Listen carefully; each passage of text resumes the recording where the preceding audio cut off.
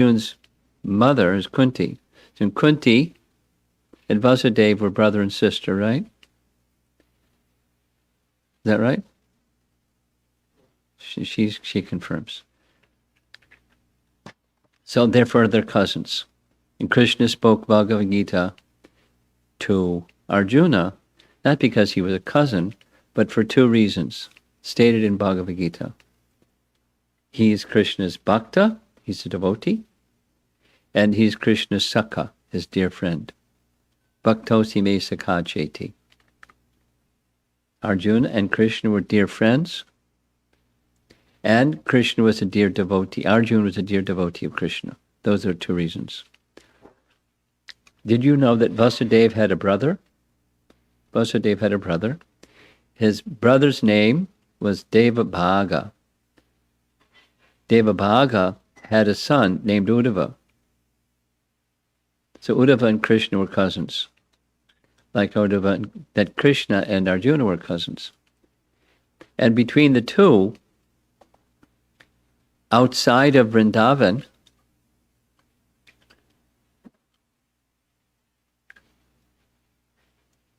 just put it on the table. Outside of Vrindavan, the most dear devotee of Krishna, of all the devotees of Krishna, the most dear devotee of Krishna was Uddhva. Arjuna is a dear friend. You can even say dearmost friend. But even more dear than the dearmost friend was Uddhva. Uddhva's position, when Krishna went to Mathura, who was there? Uddhva. It was Uddhva that Krishna sent to go to Vrindavan to deliver a message to the gopis. Right? And Uddhva was overwhelmed with the kind and the intensity of the love of the residents of Vrindavan for Krishna. He so much appreciated their love that on his way back to Mathura, after spending several months in Vrindavan, on his way back he was considering, they're so elevated. I wish that I could take birth in Vrindavan, even as a blade of grass, so that the dust from the feet of the gopis could land on my grass body, and I would be benedicted by the dust of their feet. Uddhva. Then Uddhva rejoined Krishna, told everything about what's going on in Vrindavan. And when Krishna went to Dwarka, Uddhva went to Dwarka.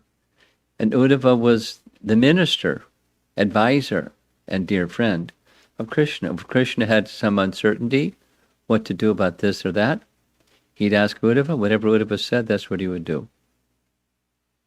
That's the kind of relationship they had. Now, it's not like Krishna needed advice, but it was their relationship. He sought confidential understandings. There's examples. And Uddhva, understanding Krishna's heart and understanding everything,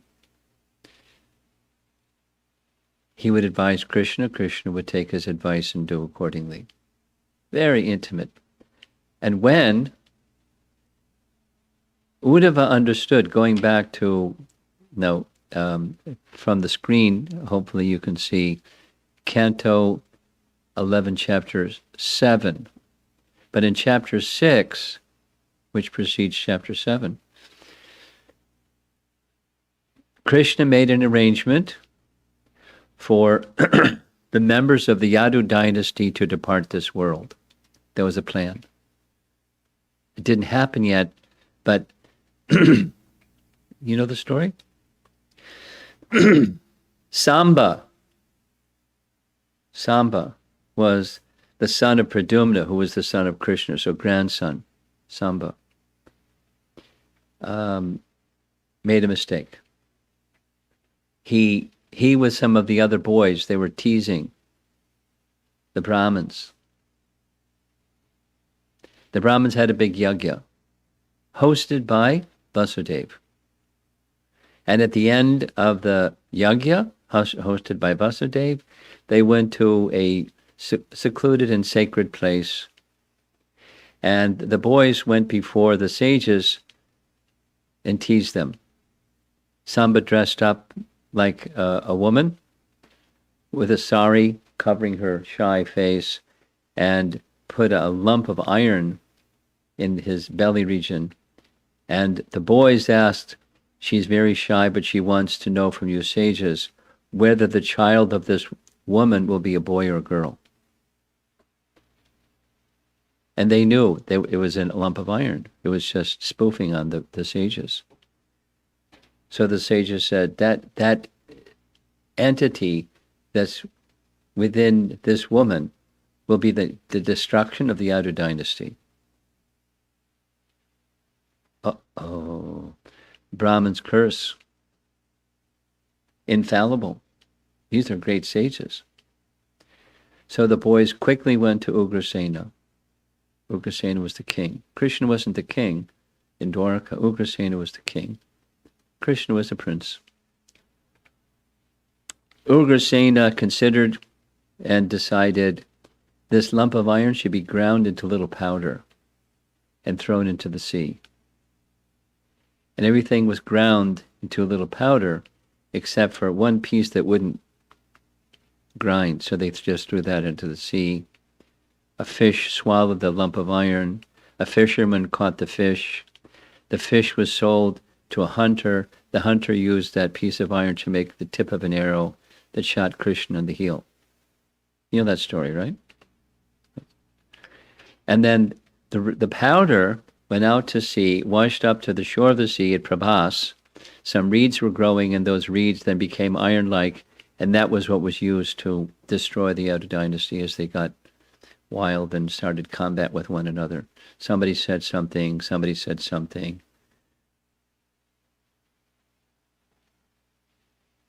Krishna's plan to remove the outer dynasty. So it hadn't happened yet, but Krishna in the beginning of chapter 6 told the residents of Dwaraka, the Yadu dynasty has been cursed by the Brahmanas. There's a way to counteract that curse.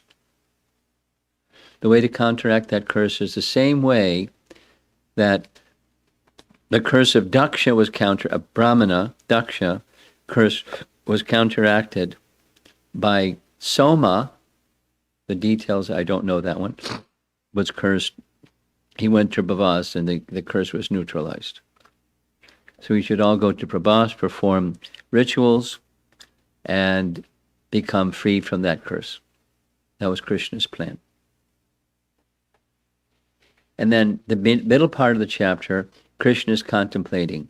The time for my pastimes is over. The demigods came, headed by Brahma and Shiva, and offered their prayers, said many nice things, and then finally said, the purpose for which you've appeared in this world, we have called for you to come, you've taken care of it. All the demons, destroyed.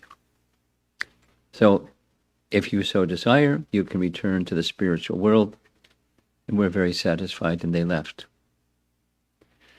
Krishna then considered, this is the opportune time to withdraw the Yadu dynasty, and so they can go back to their activities in the heavenly kingdom. Some were descendants, as Krishna had requested, as Vishnu had requested. Tell the demigods that they should take birth on earth to assist me. So now it's time to go back. And then he considered, except for Uddhva should remain, because I want to give him some teachings that he can then propagate in this world after my departure. Not totally dissimilar from Hanuman staying behind after Ram departed to give teachings about Ram. Similar. Not the same, but similar. So Krishna then made an arrangement within the heart of Uddhva that Uddhva would put 2 and 2 together and come up with 4. He knew Krishna was going to leave. So Uddhva came at the end of chapter 6, pleading with Krishna 2 things. Please take me with you. I know you're going to depart. Your pastimes are nearly completed. Please take me with you. And the other was this question for instructions. His instructions in question was, I'm an attached person. He wasn't attached, but he spoke that way. And how can a person like me come to know you factually? Those who are attached, this is very relevant. Those who are attached, particularly attached householders, but anybody that's attached, how to become free from attachment, so that in that detachment position, there's clarity in a life of devotion, and through the medium of devotion one can know Krishna. But conversely, if one is too much attached to the temporary,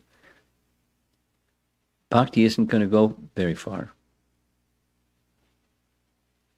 Bhakti-Sadanta gives an example. Rowing a boat and leaving the anchor. You're not going to go very far. If the anchor's down, you're not going to go for it, however much you row. So Krishna begins instructing Arjuna, Uddhva. That's Uddhva Gita. And as you can see from the screen, we're already up to verse number 50. And in this section, Krishna gives some preliminary answer to Uddhava's question. Uddhva asks some more of the similar type of question. Yeah, but, detachment isn't easy because a person like me is really attached. So how do you overcome that attachment when you're too much attached? And so Krishna takes a slightly different tact for the next 2.5 chapters. He describes a discussion that takes place between King Yadu, one of Krishna's ancestors. Krishna is describing King Yadu as having a discussion with an Avadhuta Brahmin. And the description of the, meaning of Avadhuta? Avadhuta means like a madman. No regard for external convention. Just totally spontaneous and no social, behaviors that you expect of people, especially a learned person. Totally like a madman. But he wasn't a madman, he was fully realized. Fully realized. And so King Yadu saw this Avadhuta Brahmin and started asking him, you look very young and very handsome and sensually strong and very intelligent, and yet you have no regard for anything in the external world. So please describe how that happened and what's your understanding of living in the world the way that you're living in the world. He was wanting, inquiring from a perfectly realized person. We hear later, this is chapter 7. We hear later in chapter 9, it's an incarnation of the Lord Dattatreya. You've heard of Dattatreya before? Heard his name? Dattatreya. Dattatreya. He's one of the avatars or forms of Krishna in this world. Some parts of India, they worship that form of Dattatreya. In Maharashtra and Gujarat in particular, he's a well-known form of the Lord that they worship. So it was Dattatreya, it's revealed later. In any case, we'll just say Avadhuta Brahmin. So the Avadhuta Brahmin starts describing to King Yadu, basically the teaching is bhakti mixed with knowledge. Because knowledge leads to detachment. And when there's a situation of detachment, then bhakti can rise, which is exactly what Uddhva wanted to know. Knowledge lead to detachment, and in the association of a bhakta, then bhakti mixed with knowledge, it's called jnana mishra bhakti, gives a foothold in the bhakti process. So 3 chapters. There's a lot of, lessons about detachment. So the Avadhuta Brahman, Avadhuta means madman, right? That's strange. The Avadhuta Brahman says, I learned everything from 24 gurus. And the 24 gurus happen to be things that you see in the world, and he's learned about transcendence or detachment from the temporary through these features of the material energy. Fire, wind, earth, the sun, and so forth. And he describes to King Yadu what he learned from each of these. Water, what he learned. And the lesson is detachment. And attachment to the eternal is the byproduct of detachment from the temporary, or the other way. Attachment to the eternal, it assists detachment from the temporary. They go well together. Attachment to Krishna, detachment from matter. Decreasing one's attachment to matter opens the door. It gives freedom and facility for furthering of bhakti.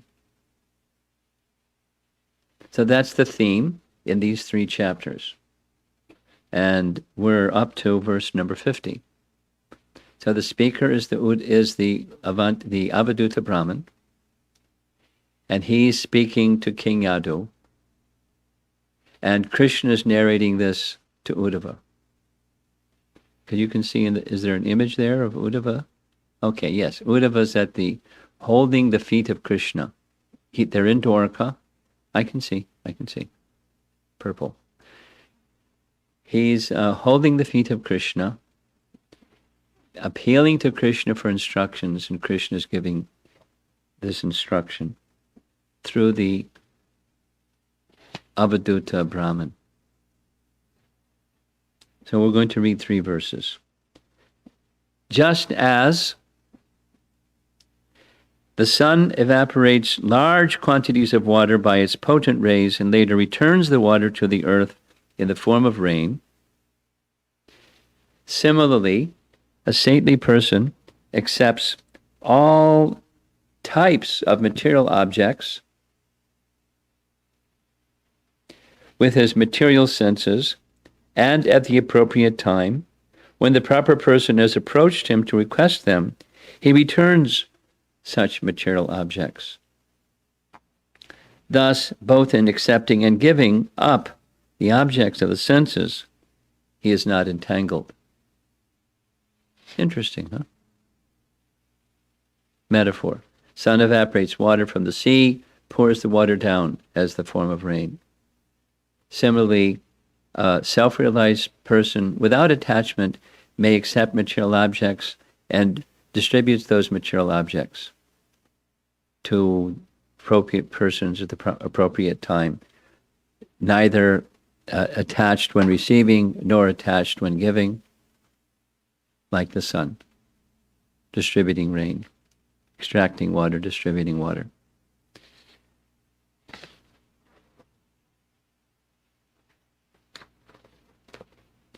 Vishwanath Chakravarti Thakur, one of our acharyas, has written a commentary, and Bhakti-Sadanta has summarized his commentary this way. The sun evaporates water and then distributes it in the form of rain. In the same way, self-realized souls accept sense objects by means of their senses. Something comes to your hand, you accept it with your hand. Later on, if someone approaches them and asks for those objects, they give them away. The self-realized souls are not attached to anything. They do not think in terms of I have gotten something, or I have donated something. No, this is very relevant for householders. I'm sure you know. Of the most outstanding quality recommended, prescribed for household life is charity. But if one thinks, well, I'm very charitable, that's a false ego conception. It's a duty, but where did you get, and where is it going to? It's on behalf of you receive, and behalf of you give. You're just a conduit or an instrument.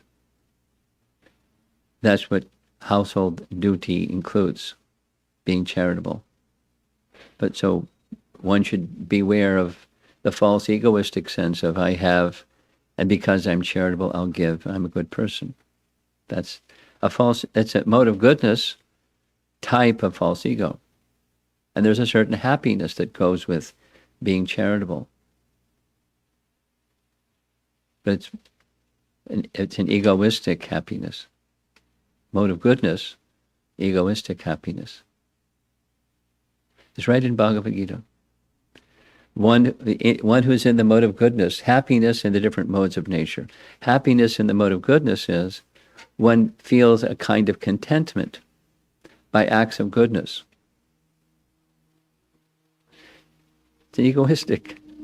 I'm up here, someone's down there, I'm more fortunate, they're less fortunate, let me do something to help a person less fortunate. And there's a happiness. We all know what that feeling is. Advice of Bhagavad Gita is let go of that one.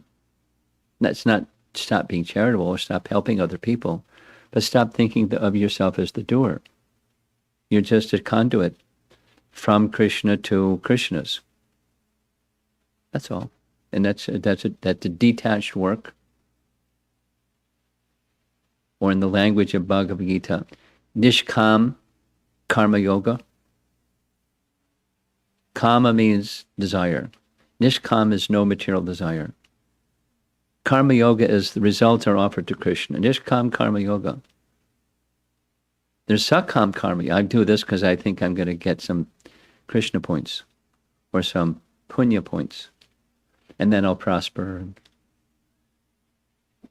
I'm still at the center, although I'm offering results to Krishna. And the self-realized sage isn't like that. That's what we're hearing. Here's the BBT purport. I say BBT purport because in this section it's not Prabhupada's purport. Rather, it's the followers of Prabhupada work together, taking from our acharyas and compile the purport. A Krishna-conscious person never feels proprietorship over the opulence entrusted to him by Lord Krishna for spreading the Krishna consciousness movement. The devotees of Lord Krishna should not merely accumulate material wealth, but should distribute the opulence of Lord Krishna in such a way that the Krishna consciousness movement spreads unlimitedly. This is the lesson to be learned from the sun. Bhakti-Sadanta. These are points that are going to be repeated a little bit, but it's just different perspectives on the same point. This is Bhakti-Sadanta, his commentary. You know who Bhakti-Sadanta is? Prabhupada's spiritual master. You know who is Prabhupada, right? Prabhupada had a spiritual master. His spiritual master was Bhakti-Sadanta. So it's his purport to this verse. Just as the sun evaporates water by its powerful rays, saintly persons accept all kinds of material enjoyment, but without attachment. Just as the sun does not take away the water from the earth, but ultimately gives it back in the form of rain, the devotees of the Supreme Lord accept material enjoyment, but they do not become polluted by such actions. It's one of the contaminations of heart. The Sanskrit word is anarthas. It's one of the contaminations of heart. Classic. That when you perform bhakti and there's a little bit of success in bhakti, the tendency is, there's contamination of heart tendency to be the enjoyer of your little success in bhakti. Some people may say, oh, you did such a nice service, you cooked such a nice feast, or you organized the festival so nicely, or you gave such a nice class, or something. You painted such a nice painting. Oh, Prabhu, you're really... And one thinks, a little success in bhakti. That's an impurity of heart, an anartha, something unwanted in the heart. There's a tendency. Until the heart is pure, that tendency will be the tendency that moves us. That's the pollution in a little bit of success in bhakti.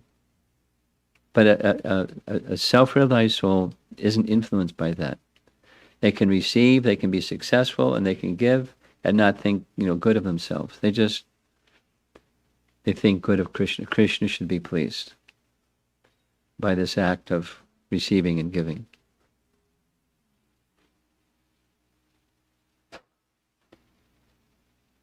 Vishwanath Chakravarti Thakur writes,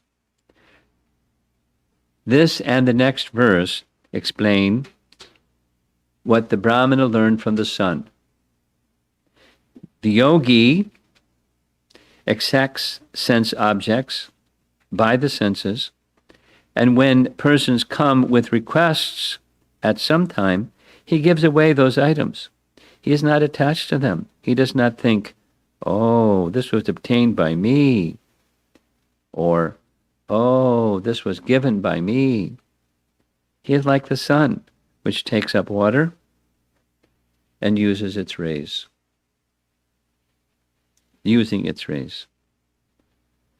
And last, Jiva Goswami writes in his commentary, the yogi accepts objects by his senses and at an appropriate time gives them away without attachment, just as the sun draws water by its rays and then disperses it without attachment. At the appropriate time, the yogi accepts objects when he is hungry and then rejects them. Okay, so that's one of two verses about the sun. One of his 24 gurus is the sun, teaching him lessons about how to live your life with detachment. And what makes detachment stronger is attachment to the Supreme. Next verse, 51. Even when reflected in various objects, the sun is never divided, nor does it merge into its reflection. Only those with dull brains would consider the sun in this way. Similarly, although the soul is reflected through different material bodies, the soul remains undivided and non-material. So this is now, attention is going from detachment to attachment to transcendence. Detachment permits the intelligence to discern transcendence. This is a theme that's been weaved from the beginning of this whole section. I'll just mention. In Canto 2, Chapter 3, there's a verse that describes this. No, Canto 2, Chapter 2. There's a verse, I think it's 37. There's a verse that describes, and our acharyas comment on it, by taking help from intelligence, one can see the supersoul. Now, not see with these eyes, but see through knowledge. And it gives a detailed description step by step. The intelligent persons, they're detached from the temporary, and with that now elevated and purified intelligence, they can perceive the presence of the soul and supersoul while just looking at life. They may not see the supersoul like you might see the supersoul in a painting, but they see through the eyes of knowledge. And here it's speaking of seeing the individual soul. The individual soul is too tiny to see. The individual soul is smaller than an atom. But who's seen an atom? Oh, they know lots of things about atoms. No one has seen one. Or no one has seen an electron. They know there's electricity. So no one has seen an atom. But those self-realized souls can see through the eyes of knowledge the presence of the soul everywhere. Possible because of detachment. one assists the other. Or the absence of detachment, one can't see transcendence. You'll see material because of attachment. Okay, so here's the verse. Oh, we read it. Commentary, summarized by Vishwanath, summarized by Bhakti-Sadanta. The sun may be reflected off various surfaces and thus appear in a variety of ways. But we know that the sun itself is far beyond such manifestations and has nothing to do with them. In the same way, the spirit souls are reflected through their material bodies, which exhibit myriad designations such as white, black, male, female, young, and old. The soul's eternal constitutional position is something far beyond these temporary manifestations, however, and has nothing to do with them. Knowledge and detachment. It's a theme throughout this whole section.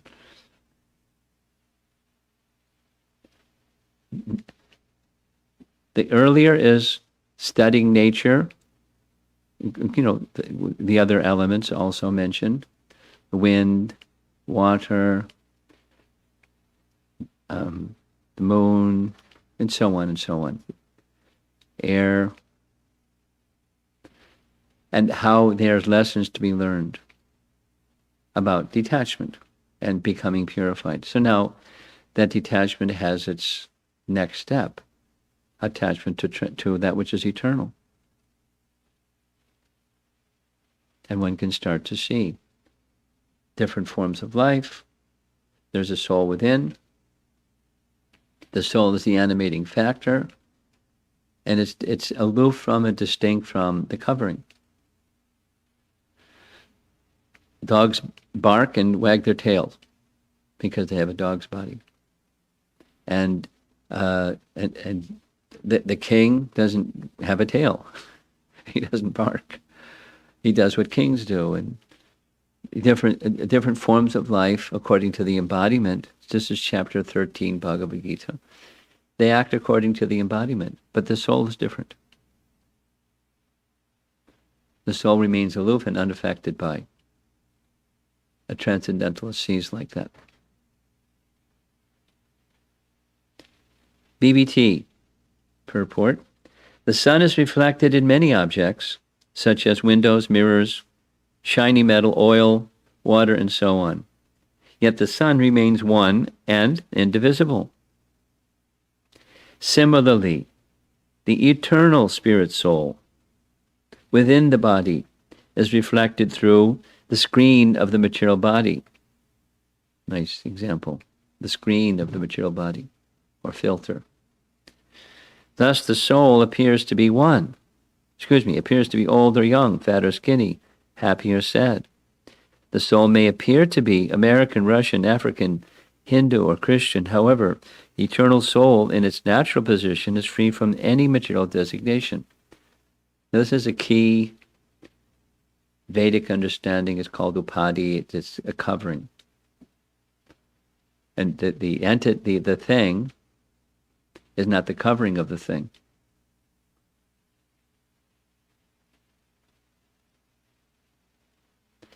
The classic example that's given to explain the meaning of upadhi is a puddle or a pond that covers land. So just beneath that little puddle or the little pond, it's earth. But we speak of it as the covering. But it's not the covering, it's just water covering land. So there's coverings, similarly, there's coverings of the soul with these nomenclatures, upadhi. And bhakti, by definition, from the Vedas, bhakti by definition requires sarva upadhi vinirmuktam. One becomes free, mukti, liberation, right? Liberation from, or freed from, the coverings or designations. I'm this, I'm that, in terms of the body, in terms of the covering. It's not who we are. We may have one. I'm wearing sannyas clothes. But my identity is not, my spiritual identity is not, I'm a sannyasi. And your identities are not grahastas. Or your identity is not a student.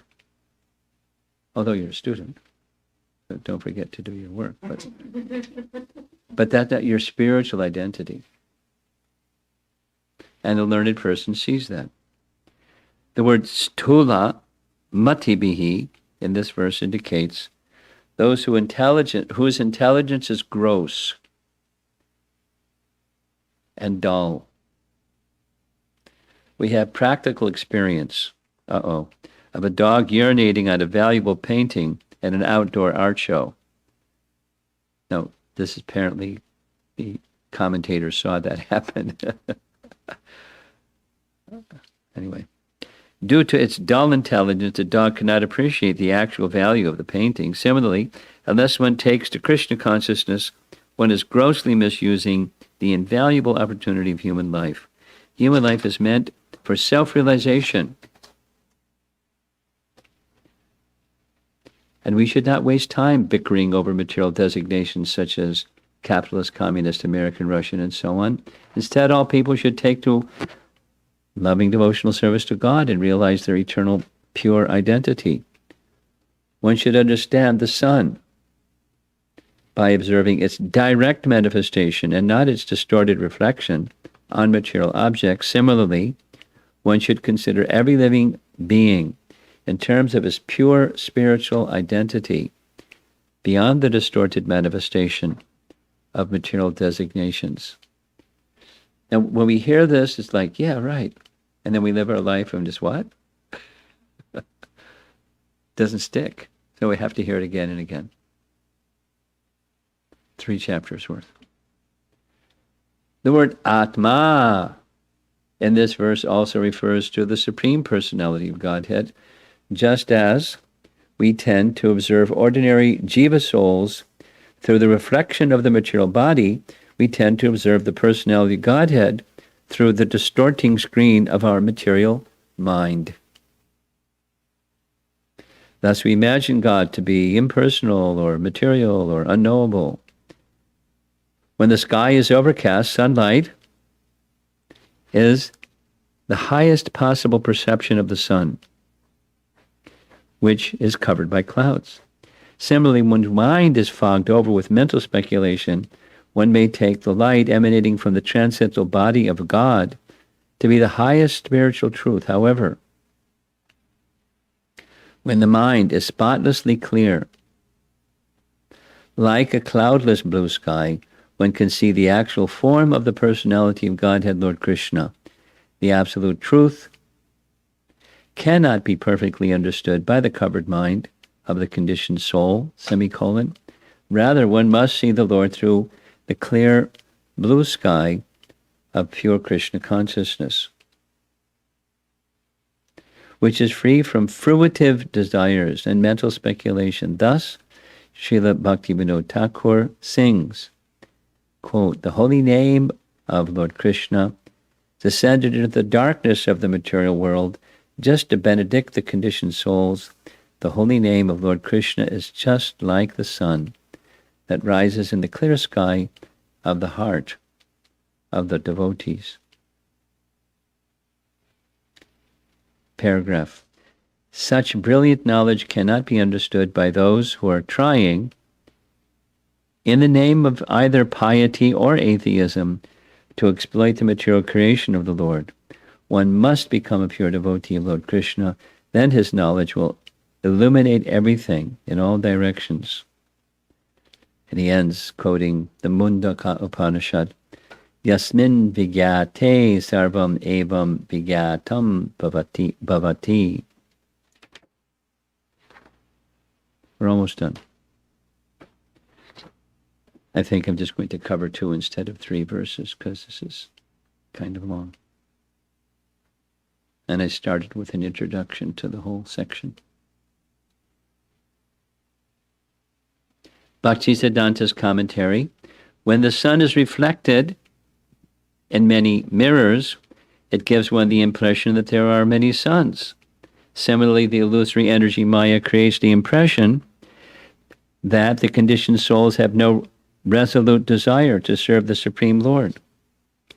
All living entities are eternal servants of the Supreme Lord. They have no other duty or destination than service to the Supreme Lord.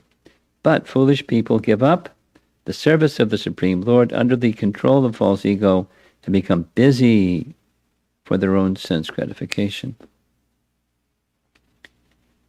Paragraph. This is their foolishness. When the living entities are liberated from all gross and subtle designations, they constantly engage in the service of the Lord of Vaikuntha.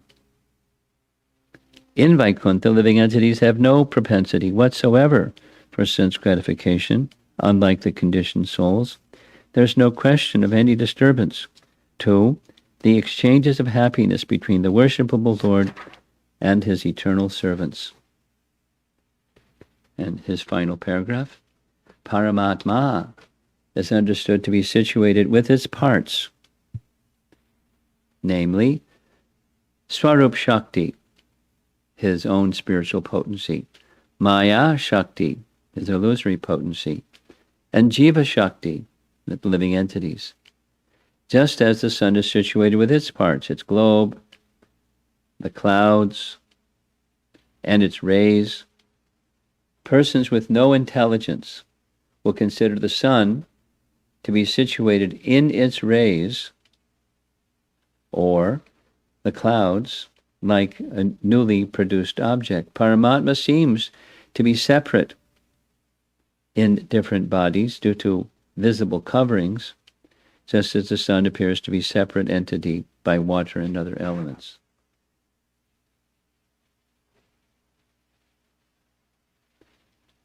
Almost done. Jiva Goswami. Jiva Goswami? No? Lord Chaitanya. You know Lord Chaitanya? Yeah. So Lord Chaitanya had many associates, and chief amongst those many associates were the 6 Goswamis of Vrindavan. 6 Goswamis of Vrindavan, yes? And one of those was Jiva. Two more of the 6 were Rupa Goswami and Sanatan Goswami. And he was their nephew. That means they had a brother, and he was the son of their brother, their nephew, Jiva Goswami. Jiva Goswami, nephew. And he wrote 400,000 verses in Sanskrit. He was prolific. And one of those writings was a verse-by-verse commentary of the entire Srimad Bhagavatam, and he titled it Krama Sandarbha, step by step going through the whole Bhagavatam.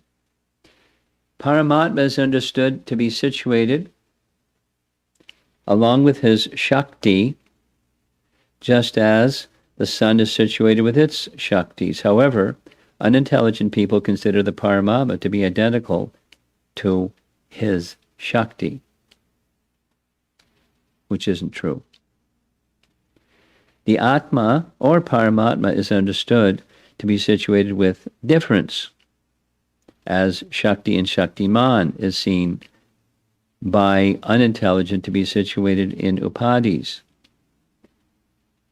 Vyakti-stha, as if attached, just as the sun endowed with various palaces is seen different from its disk and rays. So what is that? Let me explain that a little bit. He's speaking of impersonalism, and one of the impersonal doctrines goes like this. All there is one thing. That's Brahman. And what is you folks over there who believe that there's individual living entities and that there's the supreme living entity, really all it is Brahman covered by Maya. And you remove Maya and all you have left is Brahman. Just homogenized Brahman. No distinctions at all. So you're making distinction, Atma and Paramatma. It's just covered, it's Brahman covered by Maya. That's their idea. That's what he's addressing. So saying unintelligent people think they don't even say that there's Shakti. The impersonalists, because if you have Shakti, then you have the possessor of Shakti, and that means you have two. So you can't have two if you're teaching us there's only one. So there's no Shakti. There's nothing except one thing. That's the doctrine. Kevala Advaita, absolute monism. So the Bhagavatam doesn't support that. And Jiva Goswami is on the Bhagavatam team. Doesn't support it. There is Atma and there is Paramatma. And they are situated within the hearts of every living being, variously distributed. Persons mistakenly think the covering to be the Atma, but those that are self-realized realize the Atma is the Atma and the covering is the covering. And distinctions of who we are is not just in terms of the covering. Distinctions of who we are has to do with the form of the soul. Now that's another topic in the Bhagavatam. According to the Bhagavatam, real liberation is not just negation of the material coverings and identifying with the material coverings. That's incomplete. It's an intermediate step. But complete is to know the form of the soul and to be engaged in activities corresponding to the form of the soul. Swarupena vyavastati is the language. Sva, rupa, one's own form. Vyavastati, being situated in one's own form, and correspondingly with form activities.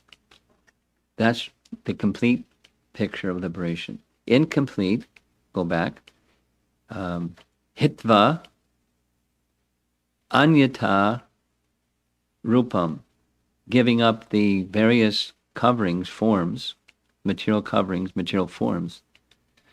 Then, swarupena vyavastati, being situated in our occupational, constitutional activities. What does the soul in the liberated position do? That's a good question.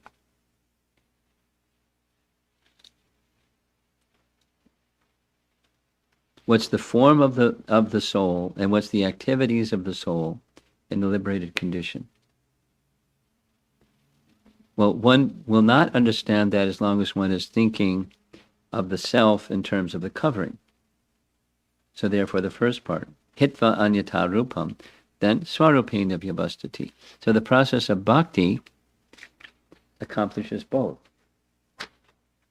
Although we're not there yet, we're not at the stage of pure bhakti, just by practicing sadhana bhakti, practice bhakti, then purification comes, and that's what we're doing right now, hearing Krishna's explanation to Uddhva about detachment leading to attachment to the realm of spirit. It's not completed yet. It's the beginning. We need to understand what we're not before we can understand who we are. Pretty simple. Years ago, in the beginning stages of the Hare Krishna movement, people in America and Europe couldn't understand the Hare Krishna people. They thought they were crazy because they weren't pursuing fruitive activities and sense gratification. So Prabhupada wrote a little essay, Who is Crazy? ? And his statement was, crazy, a clinical definition of crazy is if you think that you're somebody that you're not and you live your life that way. Supposing somebody thought they were Napoleon Bonaparte. You read about him? A French guy that was kind of really short and read the French Revolution. So I'm Napoleon Bonaparte. I walk around with my hand in my vest like this, and I tell everybody I'm Napoleon Bonaparte. Clinically, it's some kind of madness. If I think I'm somebody I'm not and try to live my life as if I'm somebody I'm not, it's a kind of madness. And in this world, people are living their lives as if they're somebody they're not and think that's who they are. We're not the covering. So who's crazy?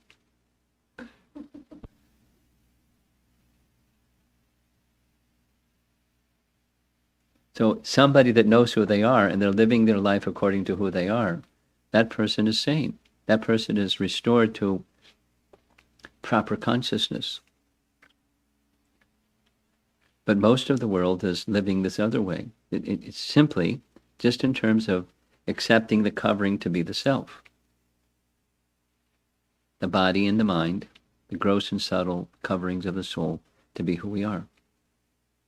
So all of this is to teach us detachment from the temporary, the covering, and attachment to who we really are. Okay, here's some nice artwork. I mean, even just the transition from one slide to the next is really good. The artist is Shruti Mangara. She spent hours and hours working on these, so we'll give her credit. There's the artwork that's the background, and then comes from verse 51. The sun is reflected in many objects, such as windows, mirrors, shiny metal, oil, water, and so on. Yet, the sun remains one and indivisible. Similarly, the eternal spirit soul within the body is reflected through the screen of the material body. Thus, the soul appears to be old or young, fat or skinny, happy or sad. The soul may appear to be American, Russian, African, Hindu, or Christian. However, the eternal soul, in its natural position, is free from any material designation. And that word again is upadi. So tomorrow we're going to hear about pigeons. He learned from pigeons too. He learned from lots of things.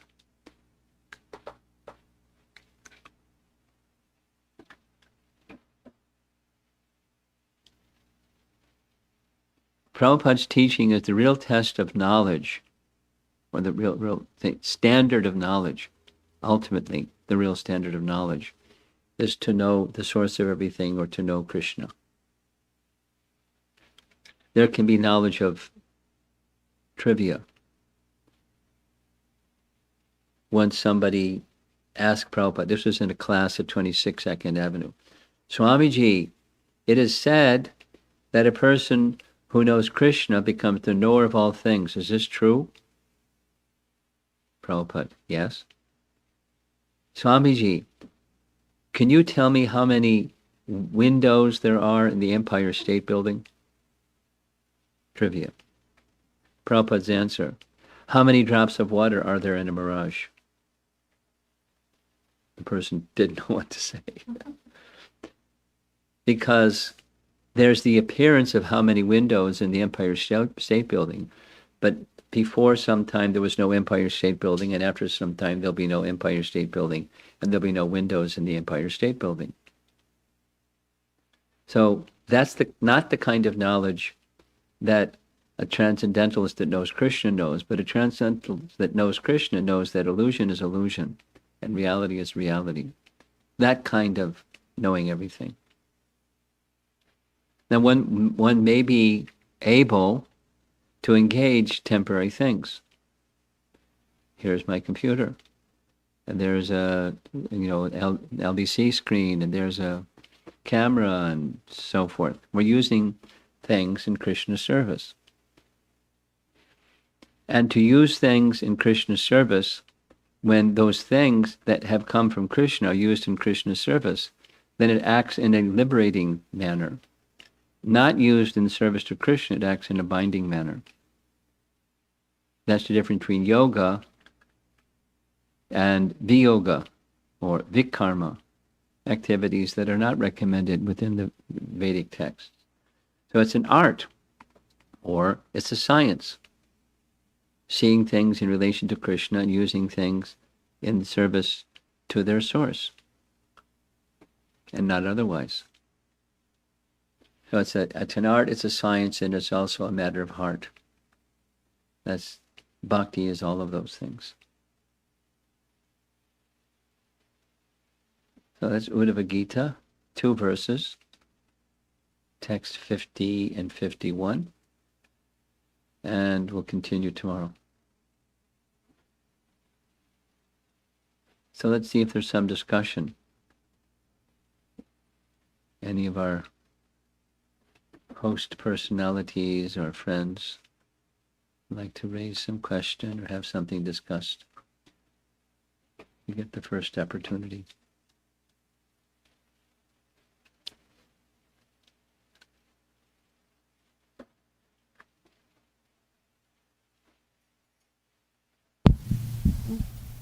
Hare Krishna Maharaj. Hare Krishna. Please accept my humble obeisances. I was wondering when you were telling about false ego. So it's like, it becomes like a big topic now, right? So I Really? was wondering like about when you are talking about giving charity and about false ego. So I was like thinking about it, because when we give charity, we normally think like, okay, I'm going to get a good credit for it, and I'm like And doing. it's true, you will. It's true, you will. But it's in the back of the mind, right? So we don't do it like for doing good thing for others, right? So it's like I'm going to get it is like I take it like it is for myself. So I was like thinking, how can we when you were telling about false ego, I was like thinking like, how do I get rid of this thinking? Great. You're right on topic. Well, the silver bullet, the perfect method of dissolving false ego is bhakti. You have Srimad Bhagavatam here. Canto 3, Chapter 5, verse number something like 19. Look it up, see if you can find it. Bhakti dissolves the subtle body. 3:25, I think it's 19. So maybe it's 16, something like that. 23? You look it up. So you can look in your Bhagavatam later. Now that's like in the final analysis, but that's when bhakti is Shuddha, and now we're not at Shuddha, we're at mixed. So then and something that will assist you or me or any one of us is knowledge. Knowledge is an antidote for ignorance, because false ego generally is an emblem of ignorance. So we're not. So when we're living according to who we're not, and then the happiness like that, I'll do something because I get something. That's passion. Mode of goodness is I do something because I feel good by doing something. That's good. We be conditioned by a sense of happiness, according to Bhagavad Gita. And do something because I get something. That's passion. So both are lesser or greater degrees of false ego. And so your question is how to get rid of false ego altogether. Well, one answer is do it gradually, and the other answer is go for even while you're doing it gradually, that is, when you detect that pinch in the heart, that actually I'm not doing this, solely and wholly and even primarily for others. I'm doing it because I get a sense of happiness, or I know something good is going to come back to me. According to what Krishna says in Bhagavad Gita, Chapter 2, Bhagavad Gita, most people think that's it. There's nothing more than this. Dharma is to get happiness, prosperity in this life and the next. There's nothing more. Most people. And it's true. Not just this group or that group, or this religion, that religion. It's the world. The modes of nature work like that. So how to go beyond the modes of nature? That's your question. How to go beyond false ego? That's your question. by having a spiritual conception and living accordingly. And theoretical conception is insufficient because the pull of conditioning pulls us back right away. Yes, yes, yes. Then we get pulled back by conditioning. So how do you overcome conditioning? How to overcome that force of the material nature? Bhagavad Gita tells us by surrender to Krishna. And you can do it gradually, but that's the solution. Daivi yoshu gunamai mama maya Dattatreya. Very difficult to overcome material nature. But mam eva ye prapadyante. Prapadyante means surrender. Mam eva ye prapadyante. Those who surrender unto me, mayametam tarantite, they can easily cross beyond that struggle with false ego. It doesn't have a big long menu. It says surrender to Krishna. Mam eva ye prapadyante. So, okay, 10%. Okay, 10%. Well, I'm still moved by false ego. Okay, ramp it up. And so go in steps, and then gradually it's gone. And until it's gone, it's still going to have its influence. Sometimes more, sometimes less. Sometimes this circumstance, that circumstance, more favorable, less favorable, more irritating, something. We'll still be moved by, like the waves of the material energy, this way, that way, till that full shelter.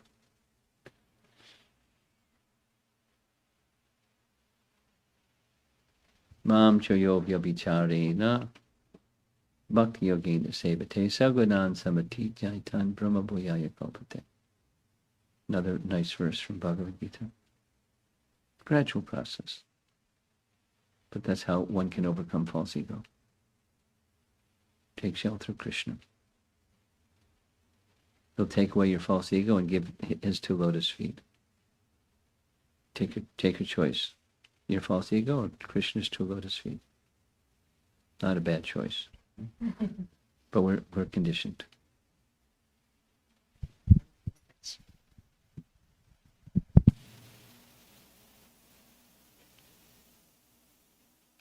Anyone else?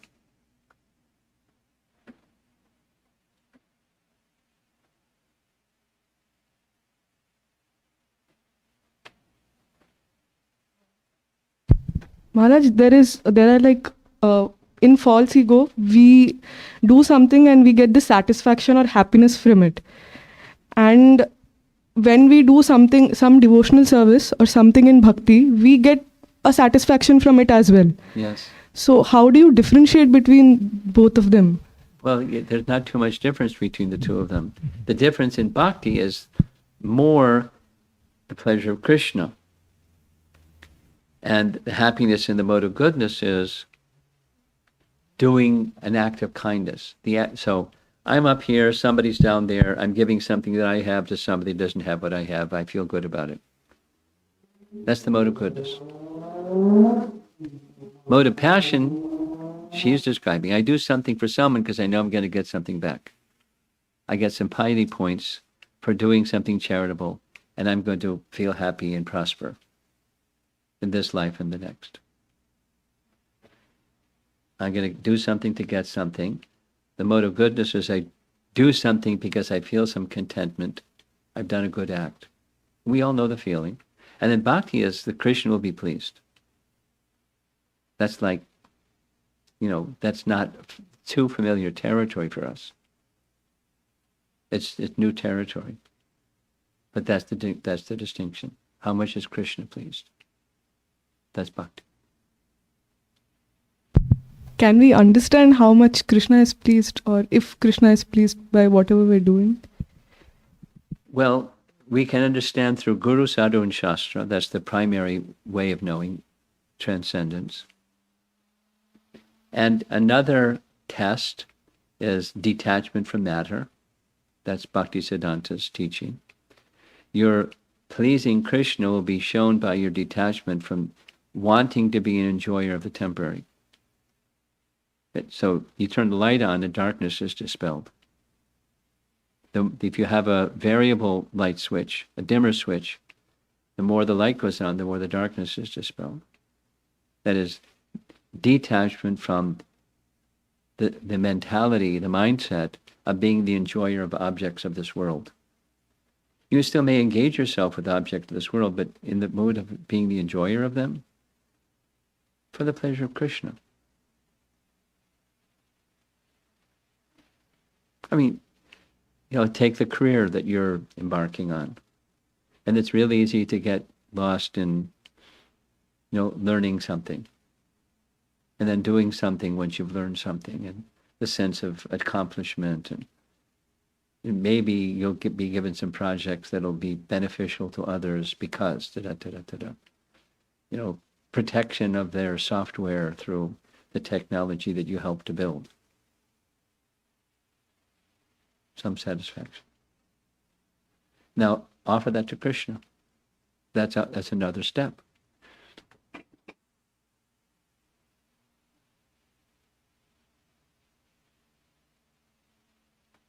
Yeah, I understood. Okay. Understand notionally, and then staying with it is another. Bhakti is a sort of cultivation. Just like this idea over here, going beyond false ego. It's a notion. It's something we want to aspire for, but you have to live it consistently, and then you'll experience it, proportionate to the submission to Krishna for his pleasure. That's our life. That's a life project. A nice project.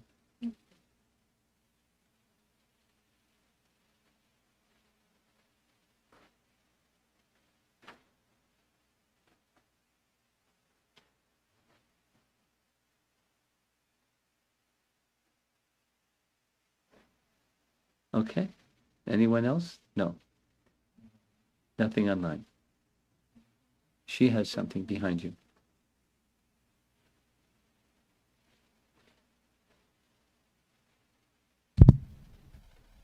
Hare Krishna Maharaj. On the same line, when we are... Take your mask down, I can hear you better, please. Sorry. On the same line of this discussion that is going on about false ego, when we are working with the new devotees, we try to appreciate them in order to encourage them to do the services. Yes. And sometimes, not sometimes, most of the time, because they are new devotees, it goes in this false ego bucket. Yes. How can we, and during those times I feel I am lacking in my some part, because of which the others are not seeing it as Krishna's mercy, but they are thinking they are the doers. How can I improve myself dealing with them? Nice question. You have children, and you encourage your children. You have new people in the bhakti process, you encourage the new people in bhakti process. If you didn't encourage them, they feel neglected, not recognized, not appreciated, and all those negative emotion things. So when you do show appreciation and encouragement, then there's the other risk, false ego rises. So the answer is really your consciousness. But even if you have elevated consciousness, take Prabhupada. He would sometimes encourage, and sometimes people would take it in the egoistic way. Yes? But by his pure consciousness, there's a risk by encouraging, and there's a risk by not encouraging. So if the consciousness is pure, then it leaves the opportunity for non-fruitive consciousness and non-false ego consciousness to be the result. And that's a tall job description. Become pure so that those that you encourage will see within you or feel within you the absence of false ego. And Prabhupada was able to accomplish that.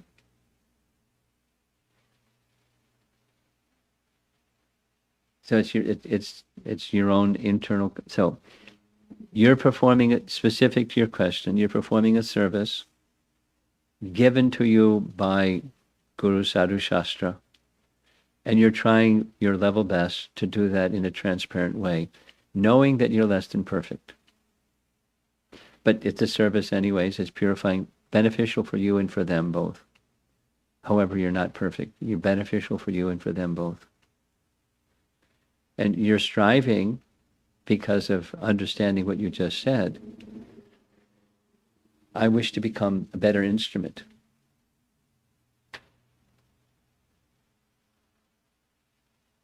My dear Lord Krishna, please help me become a better instrument, representing you in the disciplic succession. And you stay with that. That's the humility of a Vaishnav, calling for mercy from Krishna and his representatives. Follow nicely. It's effort and mercy again. You make your effort, you stay in this humble mood and make a humble effort, not a doership effort, but a humble effort. Same as this question of overcoming false ego. You can struggle with false ego and you're going to lose. But if you take shelter of Krishna, you can win. I mean, not win means you cross over the ocean of that struggle. Otherwise, it's an endless struggle.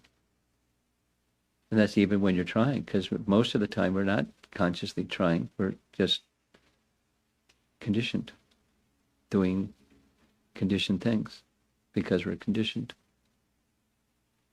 So bhakti is awakening that hankering for going beyond the conditioning and into the realm of transcendence. You keep striving and you rely on mercy, because otherwise you won't get there.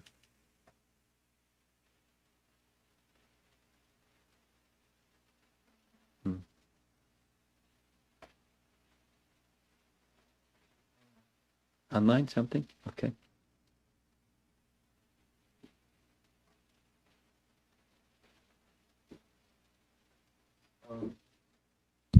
This question is from Hema Suryavamshi. I'm fine. It is, sorry for asking this question out of topic, but here in India, a lot of mosquitoes, especially in summer, it's a torture to sleep in nights because of them, especially with small kids with me now. This is really off topic. Go ahead. So what course of action I can take? Mosquito net. And mosquito repellent. And maybe fans. And will they give reaction? I mean, if You don't smack them, you just repel them. Prabhupada's statement is if they attack, they're aggressors, then you can smack them. But if they're just buzzing around and annoying you because they're buzzing around, mosquito net, repellent, or fan.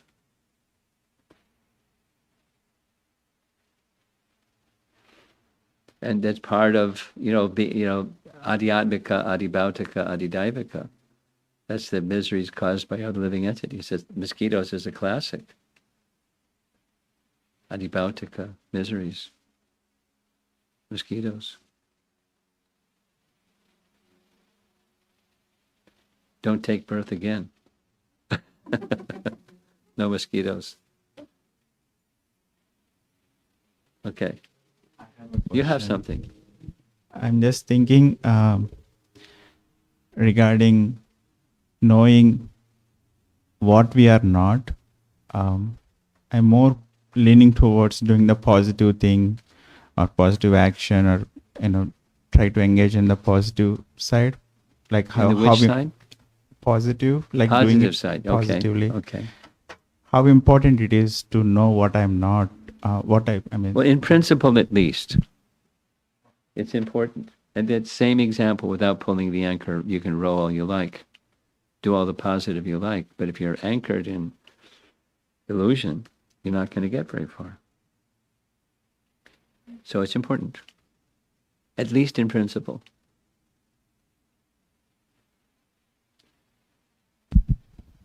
I'm still thinking like I'm more goal oriented and I have make goals like that. Okay, but being goal oriented does not mean I don't have to think about who I'm not.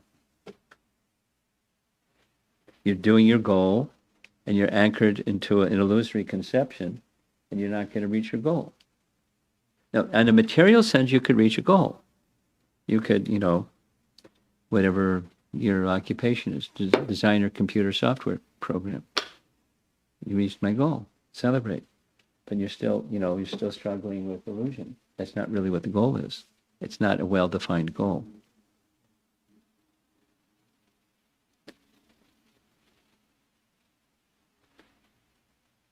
Anything? Do you have something on your phone there? No. Okay, we're done. Last chance. Anything? Can I ask you some questions to see if you remember what you heard? Who is Uddhva? Tell me what you remember. Who is Uddhva? Huh? Yes. And what is his family relationship between Krishna and Uddhva?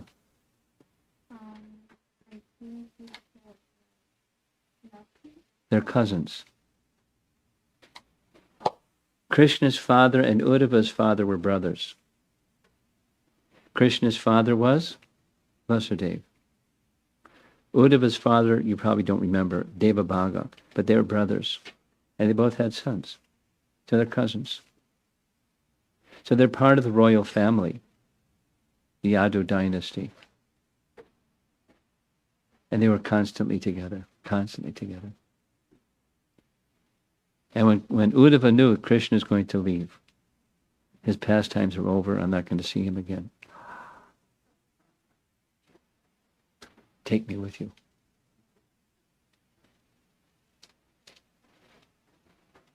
And he knew that wasn't going to happen. He was so close to Krishna, he knew that wasn't going to happen. And so he then wanted to know, how can I know you without impediment, because I'm an attached person? So we're hearing about detachment. And look at this, we have some sets of Bhagavatams. Who is this for? He wants to receive from you. Okay.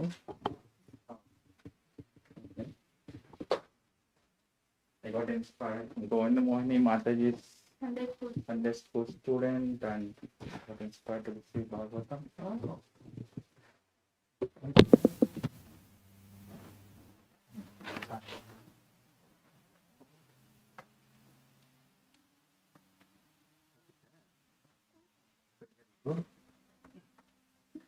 Take you well through it, but if you read it together with others, you'll make your way through it. Yeah, she's a good reader. Oh, really? Yeah. What year are you in school? Sixth grade. Fifth grade. Fifth grade. Fifth grade. Fifth grade. You like to read? Fantastic. You got more books still after that. Pratham Charitamrita for Mataji. Wow.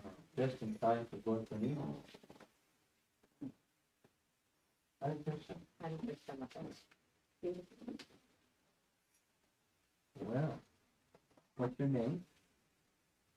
Lakshmi Anvita. Lakshmi? Anvita. Anvita. Anvita. Anvita. Anvita. You're shy. I hope I'm not embarrassing you. Okay? Okay. We have some Mahaprasadi.